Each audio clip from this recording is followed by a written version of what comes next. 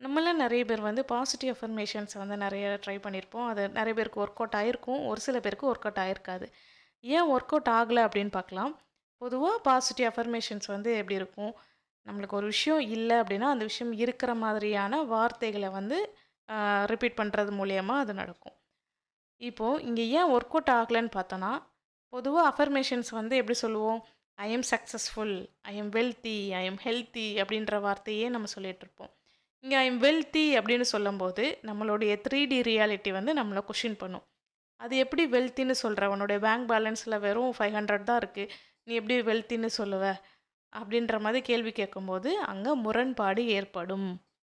அப்போ ஒரு அஃபர்மேஷன் சொல்லும்போது அங்க முரண்பாடு ஏற்பட்டுருச்சுன்னா, அந்த விஷயம் நடக்காது. அப்ப என்ன பண்ணலாம் அப்படின்னு பார்த்தோம்னா, நம்ம சொல்லக்கூடிய வார்த்தை பிரயோகங்கள வந்து கவனமா யூஸ் பண்ணணும். நம்ம சொல்லக்கூடிய வார்த்தைகள வந்து தெளிவா கவனமா யூஸ் பண்ணும்போது, அந்த விஷயம் நடக்க வாய்ப்பு இருக்கு. எப்படி சொல்லலாம் அப்படின்னா, "வெற்றி என்னை நோக்கி வந்து கொண்டிருக்கின்றது." இல்லன்னா, "செல்வம் என்னை நோக்கி வந்து கொண்டிருக்கின்றது. பணம் என்னை ஈர்க்கின்றது. செல்வம் என்னை ஈர்க்கின்றது. நான் செய்யும் அனைத்து காரியங்களிலும் வெற்றி என்னை நோக்கி வந்து கொண்டிருக்கின்றது." இப்படின்னு நம்ம சொல்லும்போது, அங்க எந்த ஒரு முரண்பாடும் ஏற்படாது.